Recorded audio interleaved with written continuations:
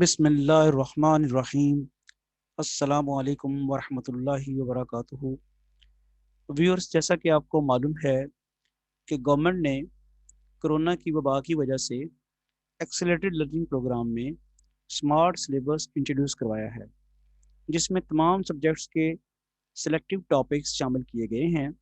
इस सिलसिले में स्टूडेंट्स की इम्तहानी ज़रूरियात को पेश नज़र रखते हुए मेरी हाल ही में एक किताब smart syllabus MCQs mathematics class 11 के नाम से इल्मी किताब खाना ने पब्लिश की है।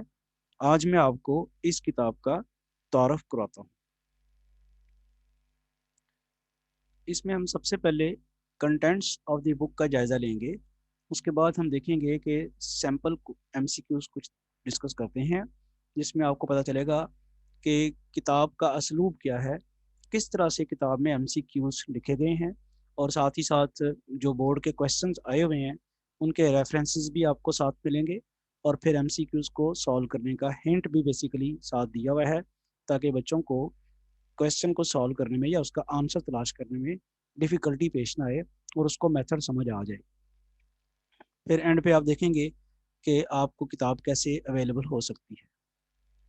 Ilmi accelerated learning program smart syllabus MCQs mathematics for class 11 by Zaidar Bhatti, published by Ilmi Kitab Khana, Kabir street, Urdu Bazaar, Lahore. Book covers the syllabi of FA/FSC first year, pre-engineering, ICS physics statistics, general science and arts. Copyright 2021।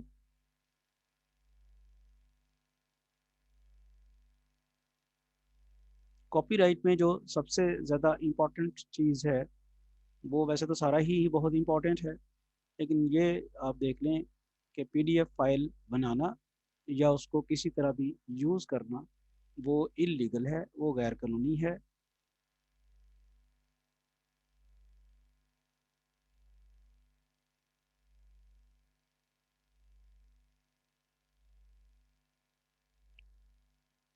Contents chapter 1 number systems, multiple choice questions page number 1 पे, answers page number 14 पे। Chapter 2 sets functions and groups, multiple choice questions page 15 पे, answers 22 page पे। Chapter 3 matrices and determinants, MCQs 23 page के ऊपर, answer 36 page के ऊपर। Chapter number 4 quadratic equations, MCQs page 37 पे, answers page 48 पे। Chapter 5 partial fractions, MCQs page 49 पे, answers page 54 पे। Chapter 6 sequences and series, MCQs page 55 पे, answers page 66। Chapter 7 permutations combinations and probability, MCQs page 67 पे, answers page 78 पे। Chapter 8 mathematical induction and binomial theorem, MCQs page 79 पे, answers page 86 पे। Chapter 9 fundamentals of trigonometry, MCQs page 87 पे, answers 96 page पे। Chapter 10 trigonometric identities, MCQs 97 page पे, और answers at page number 106। Chapter 11 trigonometric functions and their graphs, MCQs page 107 पे, answers page 112 पे। Chapter 12 application of trigonometry, MCQs page 113, answers page 120। Chapter 13 inverse trigonometric functions, MCQs page 121, answers page 130। Chapter 14 solutions of trigonometric equations, MCQs page 131 पे, और answers page 136 पे। ये इस किताब का आखिरी चैप्टर है। आप सबको मालूम है कि फर्स्ट ईयर की किताब जो है, टेक्स्ट बुक बोर्ड की जो किताब है, उसमें MCQs नहीं है। मैथमेटिक्स में फर्स्ट ईयर की किताब में MCQs मल्टीपल चॉइस क्वेश्चंस नहीं दिए हुए, तो जिसकी वजह से स्टूडेंट्स को बहुत ज़्यादा मुश्किलात पेश आती हैं, क्योंकि ज़ाहिर बात है 20% जो आपका पेपर है वो तो MCQs का है। जो बोर्ड में पेपर आता है, क्वेश्चन पेपर, उसमें 20 नंबर के MCQs आते हैं।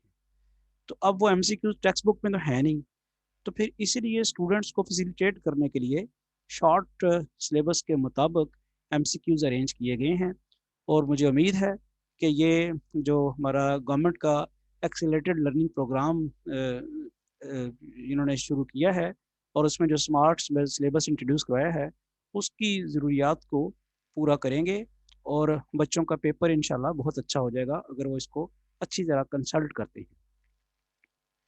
अब एक सैम्पल क्वेश्चन देखते हैं एमसीक्यूज में। The multiplicative inverse of 1 - 2 is, ये 4 आंसर्स दिए हुए हैं और ये देखें कि पूरी किताब में जो एमसीक्यूज लिखे हुए होंगे उनके साथ ही साथ ये रेफरेंसेस भी दिए हुए हैं। जिस बोर्ड में भी क्वेश्चन पेपर में वो आया हुआ है वो साथ मेंशन हुआ हुआ है। जैसा कि ये वाला जो क्वेश्चन है ये लाहौर बोर्ड में 2019 में आया हुआ है। क्वेश्चन क्या है? The multiplicative inverse of 1 - 2। अब ये 4 ऑप्शंस दी हुई हैं और ये साथ ही ये मैं बताया हुआ है यहाँ पे कि ये लाहौर बोर्ड में 2019 में क्वेश्चन आया हुआ है। इससे बच्चों को ज़रा आसानी रहती है, क्वेश्चंस की इंपॉर्टेंस का पता चलता रहता है और ये भी पता चलता रहता है कि ये कब और कैसे कहाँ किस किस बोर्ड में किस किस साल आया है। और यहाँ से आपको ये भी पता चलता है कि क्वेश्चंस रिपीट भी होते रहते हैं। फ़र्ज़ करें ये क्वेश्चन जो है लाहौर बोर्ड में 2019 में आया है तो हो सकता है कि 2021 में ये फैसलाबाद बोर्ड में आ जाए, गुजरांवाला बोर्ड में आ जाए, सरगोदा बोर्ड में आ जाए, भावलपुर बोर्ड में आ जाए, किसी और बोर्ड में ये क्वेश्चन आ जाए। इसी तरह लाहौर बोर्ड में भी ये हो सकता है कि इससे पहले भी किसी साल आया हुआ हो। तो रेपिटेशन भी क्वेश्चंस की होती रहती है। लिहाजा इसका मकसद ये है कि ये हाईलाइट जो किया हुआ है इसका मकसद ये है कि क्वेश्चन की इम्पोर्टेंस का स्टूडेंट्स को पता चल सके। लिहाजा ये एक बड़ी मुफीद चीज़ है उनके लिए। अब देखते हैं कि बुक में जो असलूब इख्तियार किया गया है, बुक का जो स्टाइल है वो ये है कि एमसीक्यूज का हिंट भी दिया हुआ है। ये देखें, ये अब मल्टीप्लिकेटिव इनवर्स मालूम करने का तरीका बताया हुआ है कि कैसे हम ये स्टेप्स हैं 1 - 2 की पावर हम लिखेंगे -1 और ये आ जाएगा, यानी ये हमने चीज़ें चूँकि मालूम करनी है वो उसका रेसिप्रोकल आ जाएगा 1/1 - 2 आइटा। 1 - 2 है ना, ये लिख देखें ज़रा गौर कीजिएगा। ये ऑर्डर पेयर में था, पहले मेरे पास जो था ये कॉम्प्लेक्स नंबर ऑर्डर पेयर में है। क्वेश्चन की स्टेटमेंट में ये ऑर्डर पेयर में दिया हुआ है 1 - 2, तो उसकी लेनी है मल्टीप्लिकेटिव इनवर्स। ये आ गई उसकी मल्टीप्लिकेटिव इनवर्स। अब मैंने ऑर्डर पेयर को ख़त्म कर दिया। आपको याद होगा कि फिर ये 1 - 2 आइटा आएगा। ये ऑर्डर पेयर का ये वाला जो एलिमेंट होता है इसको 2 आइटा के साथ ऑपरेट करवाते हैं, ये 2 आइटा होता है तो मैंने लिख दिया 1 - 2 आइटा। और ये ऊपर जो -1 था इनवर्स इसका मतलब रेसिप्रोकल कर दिया तो हमने इसको लिख दिया 1/1 - 2 आइटा। फिर आपको इसका तरीका आना चाहिए कि हम इसको करते हैं रैशनलाइज। डिनोमिनेटर में जो आइटा होता है उसको हमेशा हमने ख़त्म करना होता है। इसको रैशनलाइज करने का तरीका ये है कि आइटा वाली टर्म जो है उसका साइन चेंज करके जो नई टर्म जो बनेगी उसको मल्टीप्लाई डिवाइड कर, 1 - 2 आइटा है इसका साइन चेंज कर दिया 1 + 2 आइटा, उससे मल्टीप्लाई और डिवाइड कर दिया। ये ऊपर आ गया 1 + 2 आइटा, डिनोमिनेटर में रह गया 1 - 2 आइटा इंटू 1 + 2 आइटा। ऊपर रहेगा 1 + 2 आइटा, नीचे आपको याद है a - b इंटू a+b का फॉर्मूला है, वो बन गया a² - b²। अब आ गया 1 का स्क्वायर तो 1 ही रहेगा, 2 का स्क्वायर 4 हो गया और आइटा का स्क्वायर आइटा स्क्वायर आ गया। ये बन आइटा स्क्वायर आपको पता है -1 के इक्वल है, तो ये बन गया 1 + 4 और वो 1 + 4 5 हो गया। तो ये बन गया आपके पास 1/5 प्लस 2/5 आइटा। और इसको ऑर्डर पेयर की फॉर्म में लिखेंगे तो 1/5 2/5 लिखा जाएगा। तो हमें नज़र आ रहा है कि ये 1/5 2/5 दिया हुआ है, तो करेक्ट ऑप्शन सी है। तो ये इसी तरह मैंने एज इट इज़ जो है बुक का स्टाइल आपको बताया है कि बुक में एज इट इज़ ये लिखा हुआ होगा। पहले एमसीक्यूज लिखा हुआ है और उसके बाद उसका रेफरेंस दिया हुआ है अगर वो पेपर में आया हुआ है तो फिर उसके बाद उसको सॉल्व करने का तरीका ये सारे का सारा। तो ये एग्जामिनेशन पॉइंट ऑफ व्यू से बच्चों के लिए बहुत ज़्यादा हेल्पफुल है।